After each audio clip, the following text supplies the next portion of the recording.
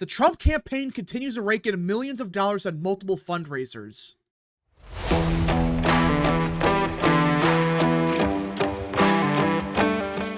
What is up, people of the internet? It is me, Real American, back again with a new video, and today it is time to talk about the 2024 presidential election because everyone, we've been hearing for many months now that the Trump campaign was going broke and that by the time June rolled around, the campaign would have no money left, they couldn't fundraise, and Biden was going to win re-election easily because of it. Remember that? We've been hearing that for months.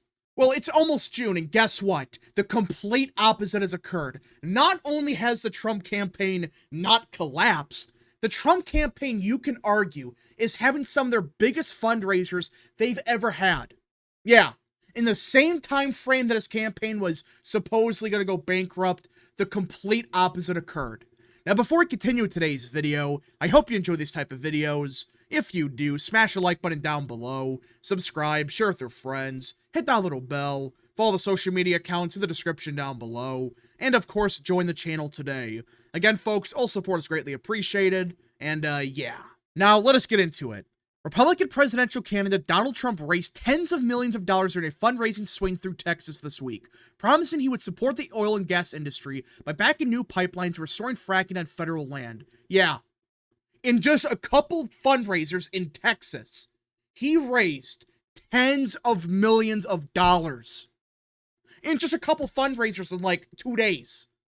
I could have sworn just 2 months ago, we were told by not just Democrats, but many former DeSantis Haley voters that the Trump campaign was going broke and he couldn't fundraise. Really? This guy supposedly couldn't fundraise. He's so bad at it, in fact, that he's somehow able to fundraise tens of millions of dollars in separate fundraisers in back-to-back days? Trump has courted support from the energy industry with a pro-fossil fuel and anti-regulation agenda and regularly criticizes Biden's policies to accelerate the energy transition towards a low-carbon economy, which, let's face it, that's never going to happen. The only way you can transition to a low-carbon economy is if you do it over hundreds of years. Like a very slow process. You know, we're not gutting people's jobs. We're just slowly transitioning towards a low-carbon economy. Which, by the way, it's funny enough, these people want this low-carbon economy, but they're against stuff like nuclear energy. Like, really? You're against that, but you somehow want to replace coal with solar panels and wind turbines, which we know for a fact they're not as good? That's the problem. They want to rush through getting rid of all possible sources of energy except, like, solar, and that's it. That's the problem, and a bunch of people realize that. People are like, what the hell are we doing? And the people hurt most by these policies are the workers. These people have families. They have a high-paying job that if Biden wins re-election, more than likely, they'll be gone in 5 years. That's the reality of it. And states like Pennsylvania, states like Texas, they rely on the gas industry or energy. They need it for their economies. You're talking about hundreds of thousands of jobs. Plus, this is a great pitch to the oil and gas industry, which I'm not saying they're perfect. I have some problems with them. There's definitely a lot of corruption. But these are some of the biggest Republican donors you're going to get. And quite a few of them backed someone like Ron DeSantis or someone like Nikki Haley. At least a chunk of them did. So it makes sense to try to court over these supporters. Because, yeah, they're not the best, but they have a lot of money. And all they care about is their bottom line. Trump drew standing ovations when he promised to get more natural gas pipelines built if elected and to restore fracking in areas barred under Biden, said Mark Carr, a Houston entrepreneur who was in attendance. Many oil and gas pipelines were delayed or abandoned under both Trump and Biden's administrations due to community opposition, legal challenges, and lengthy permitting processes. Oh, now they're going to say Trump actually closed the pipelines. Really?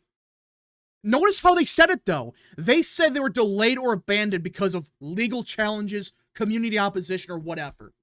Yes, under Trump, anything he did, it doesn't matter how small it was, how big it was, it doesn't matter, even especially the pipelines. Anytime he did anything, it was sued into oblivion. That's why there were many projects that, yes, they were canceled. That's not what Biden is doing. He's just canceling pipelines left and right for no reason. Look at the Keystone Pipeline. Day one, shuts it down.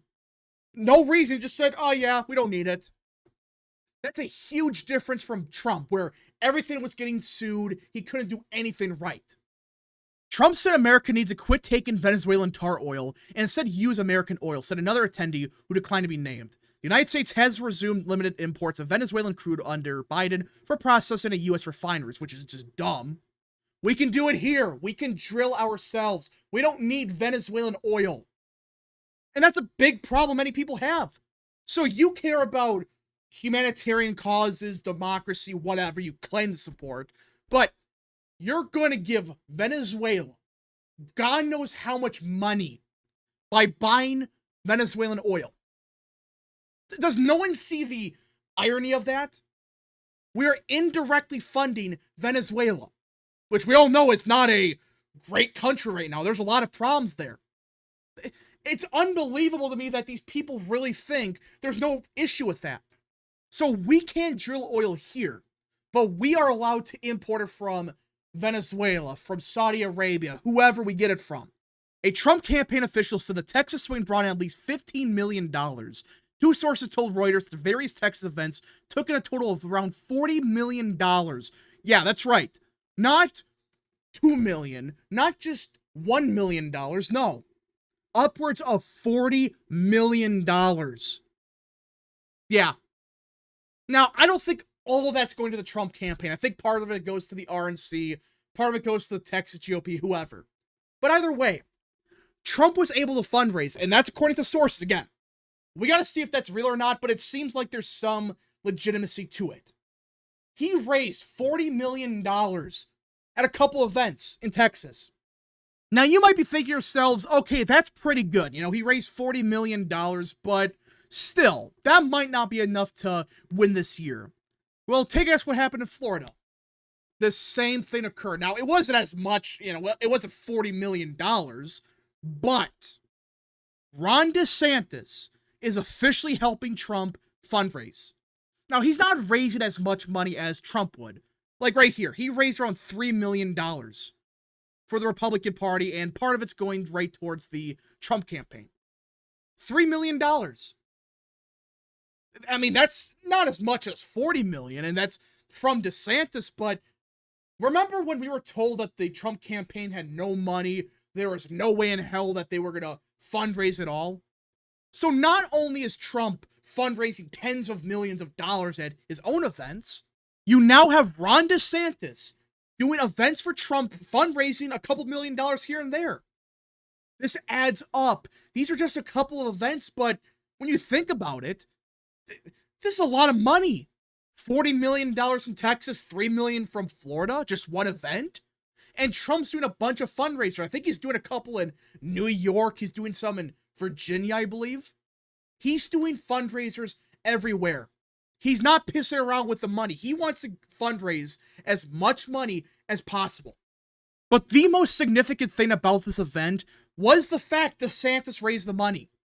Yeah, this isn't Trump. This isn't Eric Trump. No, this is Ron DeSantis. Listen, I've criticized DeSantis quite a bit, but never in a million years did I say he's a rhino, he's the worst governor. I never said that.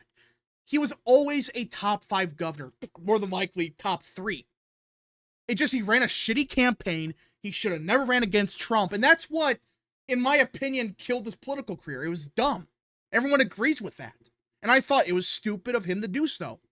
But it seems like Trump and DeSantis have finally ended the feud they've had for about a year and a half now, which I think is a good thing because, let's face it, these are two of the biggest names in the Republican Party. Ron DeSantis would have been the successor to Trump. He would have been. But he blew up that pathway. But either way, he still is the second biggest name in the GOP. And it is important for him to do events with Trump, or at least fundraise for the guy. Try to convince donors of his to support Trump. And that's what he's doing right now. Which I believe that's a good thing. I think any amount of money he can raise for Trump is a net positive. Because, yes, fundraising isn't everything. People gotta understand that just because Biden is outraising Trump, that doesn't mean squat. That doesn't mean he's gonna automatically win. Yeah, having a fundraising advantage can help, but unless you're going to outspend 80-1, like Doug Mastriano in Pennsylvania, the amount of money you raise or spend isn't that important. But obviously, you want to spend money. You have to. You don't want to get outspent. You don't want to get behind on spending, because if you do, you can't catch up and you're playing from behind the entire time. You don't want that. So raising as much money as possible is a good thing. It's not everything, but I still think it's a very good move by Trump. And not only that, you think, okay, yeah, he's getting money from DeSantis. Yeah, he's raking in millions of dollars from Texas and doing a bunch of other events. But surely that's the end of the good news. Nope. In fact, you could argue that this right here is the biggest development when it comes to fundraising this entire cycle.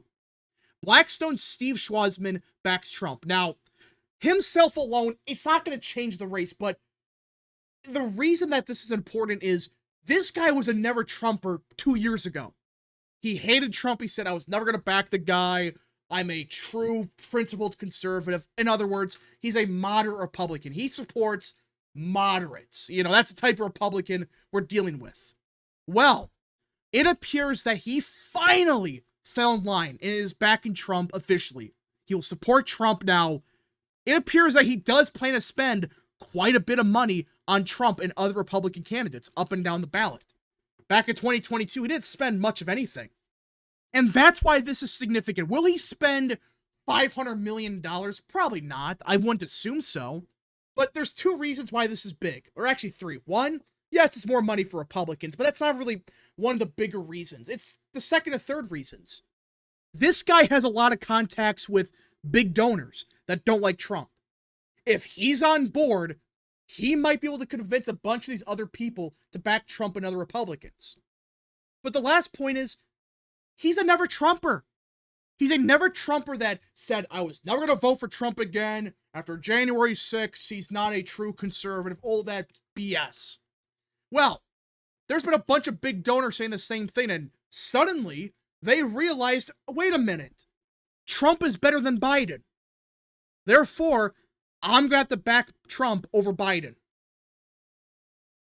That's why this is significant. This is a sign that a bunch of the never Trumpers are finally falling in line and realizing, yeah, I don't like the guy, but he's better than Biden. Significantly better. And that's why this is big. That he's finally starting to get these big donors, these never Trumpers, on his side that have a lot of money. Now, does this mean that Trump's automatically going to win? No, it doesn't.